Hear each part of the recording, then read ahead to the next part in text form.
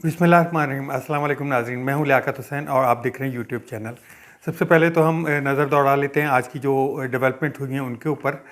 तो आज फवाद चौधरी साहब को कल जो है वो जुडिशल रिमांड लेने की पुलिस ने कोशिश की थी 8 दिनों का, जिसको रिजेक्ट कर दिया और उनको जो है वो जुडिशल कस्टडी में दे दिया गया था जज की तरफ से। तो उसके ऊपर जो डेवलपमेंट हुई, आज उनको दोबारा जब पेश किया गया तो जब जुडिशल कस्टडी में दे दिया जाता है तो उस वक्त जो है बेल अप्लाई की जाती है। तो वकीलों की तरफ से ये बेल अप्लाई की गई, तो उसको जो है वो वकीलों की तरफ से बेल अप्लाई की गई, जबकि पुलिस का मौक़िफ़ ये था कि उनको मज़ीद उन्होंने एक और एप्लीकेशन दे दी जिसमें उसका मज़ीद रिमांड मांगा गया।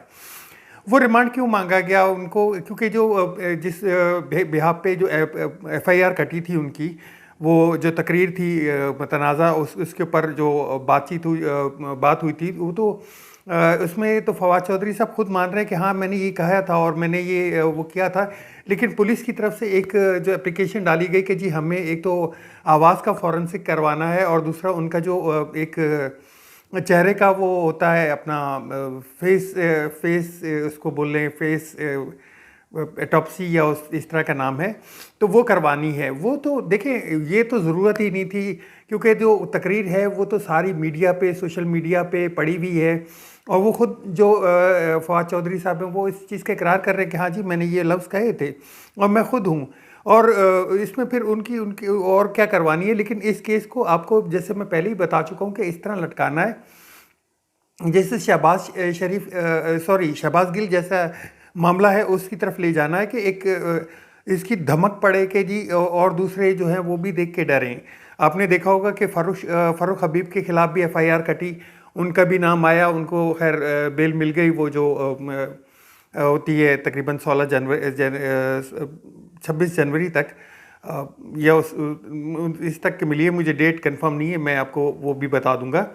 तो उसको जो है फिर इस के ऊपर जो फैसला जज साहब थे उन्होंने फ़ैसला महफूज कर लिया और अब से थोड़ी देर पहले वो फ़ैसला दोबारा दे दिया गया है कि उनको 2 दिन का मज़ीद रिमांड दे दिया गया, क्योंकि केस इतना कमज़ोर है, केस के ऊपर बनता ही नहीं है। लेकिन फिर भी जो है इस केस को उन्होंने एक लटकाना, एक बनाना है कि जी एक तरह से उसको दिखाना है कि जी ये जो है एक ये भी हो सकता है आपके साथ। तो उसको जो है 2 दिन की मज़ीद जो है उनका रिमांड दे दिया गया है। और आज सुबह जब पुलिस उनको पेश कर रही थी तो वही पुराना, हालांकि जो कल जज साहब ने उनको हथकड़ी भी खुलवा दी थी, उनके चेहरे पर से वो जो ढाँप के लाए थे वो भी उनको उसको मना कर दिया था। लेकिन आज फिर जब उनको अदालत में पेश किया गया तो उनको उनके सर को ढांप के लाए और यानी कि कपड़ा जिस तरह से एक मुजरिम को, दहशतगर्द को लाया जाता है, वैसे ही उन्होंने किया। और उसके बाद वो धक्कम पेल भी, मैं कुछ आपको तस्वीरें भी शेयर कर दूंगा उसकी, तो वो की गई। अब जो है कुछ जो है उनको जो है 2 दिन का रिमांड दे दिया गया है। अब 2 दिन दोबारा उनको जो है पुलिस रिमांड में रहना पड़ेगा।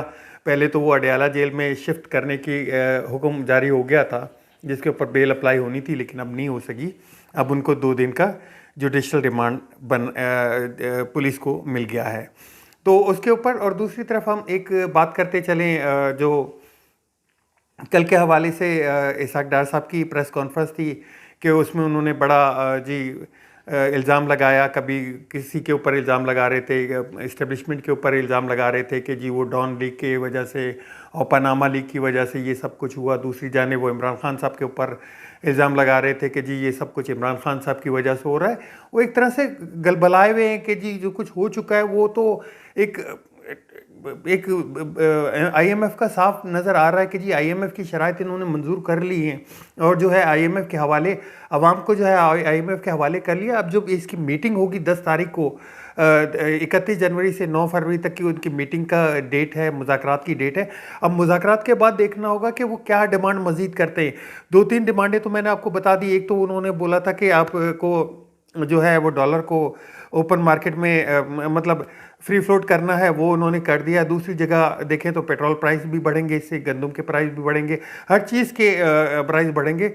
दूसरी जानिब जो पावर सेक्टर है उसके प्राइसेस बढ़ाने हैं, तो यूनिट जो बिजली का यूनिट है वो भी बढ़ेगा, गैस का यूनिट भी बढ़ेगा। तीसरा उनका जो बिग डिमांड थी वो ये थी कि आपको 800 अरब रुपए जो है वो लेवी से इकट्ठा करके देना है, जो कि अब तक इन्होंने 200 अरब रुपए इकट्ठा किया है। बाकी इसके ऊपर जो पेट्रोल के ऊपर अब बढ़ेगा पैसा, वो बात आपको समझ में आ जाएगी। तीसरी जो उनकी जो मीटिंग होगी, अब उनमें वो क्या डिमांड्स रखते हैं। मैंने आपको कल एक इशारतन बता दिया था कि उनकी डिमांड्स क्या होनी चाहिए, लेकिन डिमांड्स के उनके आने के बाद ही पता चलेगा। अब जब ये सब कुछ कर दिया इन्होंने, अब इनका इलेक्शन में जाने का मूड नहीं है, क्योंकि मैं आपको पहले भी बता चुका हूँ कि ये रुके हुए इसीलिए थे, या डॉलर को इसलिए रोक के रखा था कि किसी तरीके से अवाम को ये दिखा सके कि जी हमने ये किया हुआ है। आपको याद होगा कि जब इमरान खान के दौर में 160 से 161 रुपए पे डॉलर गया था, तो ये मौसूफ जो है लंदन से बैठ के टीवी चैनलों पे आके बोलते थे कि कोई मुश्किल नहीं है, मैं तो डॉलर को 100 रुपए से नीचे ले आऊँगा। और जिस दिन ये चले थे लंदन से, उस दिन भी ये यही कह के चले थे कि 180 रुपए पे, 190 रुपए पे मैं डॉलर को लाऊंगा। तो वो कुछ तो हुआ नहीं। अब जब इलेक्शन में जाने की बारी आई है, तो अब इनकी डिमांड जो थी वो यही थी कि जी हम अगर ये फैसला लेते हैं तो फिर हम इलेक्शन में नहीं जा पाएंगे, वो साफ जाहिर नज़र आ रहा है। अब ये तीनों जो हैं बड़े सर जोड़ के बैठे हुए हैं, मौलाना फजल रहमान, आसिफ जरदारी और शहबाज शरीफ। 2 दिन में इनकी 3 मुलाकातें हो चुकी हैं, लेकिन अभी तक कोई माना खैस इसमें जो बात है वो खुल के सामने नहीं आ पाई, या उनका किसी जगह पे एक फैसला नहीं हो पाया। अब वो 3 जो चीज़ें हैं उन पे गौर क्या हो रहा है वो भी मैं आपको बता देता हूँ। नंबर 1, इन्होंने मरदमशुमारी का जो एक निकाला है कि जी एक मरदमशुमारी की वजह से हम कुछ डिले कर दें, तो वो डिजिटल मरदमशुमारी है, वो भी एक फिक्टिशियस सा, या उसको बोलने के एक इनका है कि जी इस तरह से बढ़ा लें।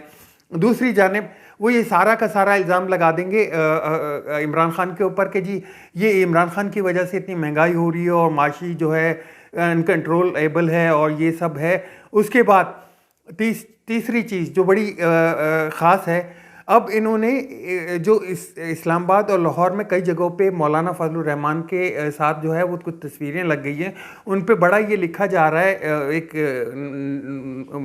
नैरेटिव लिखा हुआ है, पहले एहतसाब फिर इंतखाब। तो एहतसाब किसका करना है? एहतसाब में तो आप लोग थे, आप लोग तो कपड़े जिस तरह मनी लॉन्ड्रिंग में धुल धुला के आ गए, सारे के सारे वो तो धुल धुला के आ गए जी। अब एहतसाब किसका करना है? सॉरी माफ़ कीजिएगा, एहतसाब किसका करना है? एहतसाब में इमरान खान साहब का तो वो जो है कोई आप निकाल नहीं पाए, उनके ऊपर तो शखाना निकाल लिया आपने, और अपना वो जो है फॉरेन फंडिंग का केस वो चला रहे हैं, और बाकी आपने जो केसेस चला लगाए हुए वो अलग से हैं।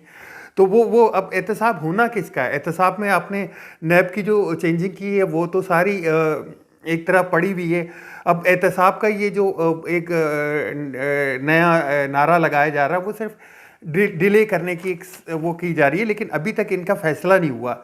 ऊपर से जो है वो मरियम नवाज साहिबा जो है वो लंदन से परसों चल पड़ी थी। एक दिन उन्होंने जो है वो स्टे किया अबू धाबी में, एक रात का स्टे किया, और आज जो है वो दोपहर में चल पड़ी हैं। लेकिन उनका जो उनके लिए कहा जा रहा था कि वो 2 बजे तक पहुंच जाएंगी, लेकिन अभी तक नहीं पहुंची हैं। शायद जहाज़ में कोई इमरजेंसी थी, उनको लेने के लिए यहाँ से पाकिस्तान से मरियम नवाज साहिबा जा चुकी हैं, मरियम औरंगज़ेब वहाँ पे पहुँच चुकी हैं, और वो उनको लेके आएंगी। बड़ा पुरतपाक जो है जो बताया जा रहा है कि जिस तरह से आएगा। उनकी मेन अभी उनका जो जलसा है वो चलता जा रहा है बड़ा स्लो रफ्तार से, और जब वो ख़िताब करेंगी तो वो सुनने के बाद मैं मज़ीद आपको उस पर अपडेट दूंगा कि वो उनका क्या नारा मिलता है। लेकिन उनको एक चीज़ क्लियर मैसेज, क्योंकि मरियम औरंगज़ेब जब भी जाती हैं तो वो कोई ना कोई मैसेज देने जाती हैं, उनको मैसेज एक क्लियर इंडिकेशन देगी कि आप इन जो साइट्स हैं उन पे आपने बात नहीं करनी। तो वो जो कल तकरीर थी उसका, और मेरे ख़्याल से तो अब जो है जो जिनको लाया गया था इसहाक डार साहब को वहाँ से बड़ा धो धुला के उनके सारे केसेस, उनकी सारी जो जायदादें जब्त थी, अकाउंट सब थे, वो सब रिलीज़ कर दिया गया, सब उनके ऊपर से बिल्कुल वो कर दिया। उनका यही उनके काम माना है, बाकी तो आवाम की तो उन्होंने रेड मार के रख दी है। अब चलते हैं जी। अब मरियम नवाज साहिबा जो हैं वो आके क्या कहती हैं उसके ऊपर मैं आपको नेक्स्ट वीलॉग में बताऊंगा, और कुछ और जो अहम डेवलपमेंट्स हैं उनके ऊपर बात करेंगे। तीसरी एक चीज़ और जो अनकन्फर्म्ड है, अभी कंफर्म नहीं है, लेकिन मैंने आपको कल के वीलॉग में बता दिया था कि अब जो है वो रेडार में ये सारे, क्योंकि जो जब से ये मोहसिन नकवी साहब आए हैं पंजाब में तो बहुत उथड़ पथड़ कर रहे हैं, ये बहुत सी चेंजिंग की जा रही है पुलिस के महकमे में इधर भी, और टारगेट जो है वो पाकिस्तान तहरीक इंसाफ के बड़े बड़े जो लीडरान हैं उनको उनकी तरफ इशारे किए जा रहे हैं कि जी इनके ऊपर क्रैकडाउन होगा। तो उसमें असद उमर साहब का जो मुराद सईद हैं, शहबाज गिल थे, उनके ऊपर एक वो किया जा रहा था। तो अभी कुछ देर पहले एक इतला मिली है कि जी जो अमीन गंडापुर हैं उनके ऊपर एफआईआर एक लॉन्च कर दी गई है या उसकी एप्लीकेशन दे दी गई है। तो वो भी एप्लीकेशन जो है वो मूव हो चुकी है या उनकी दरख्वास्त है दे दी गई है। तो वो भी एफआईआर का अभी पता चल जाएगा कुछ देर में। तो मैं अपने नेक्स्ट व्लॉग में उसको इंशाल्लाह ज़रूर आपको अपडेट करूँगा। अब तक के लिए इतना ही, मिलते हैं नेक्स्ट व्लॉग में। मेरे चैनल को सब्सक्राइब ज़रूर कीजिएगा और शेयर ज़रूर कीजिएगा। अल्लाह हाफिज़। पाकिस्तान जिंदाबाद।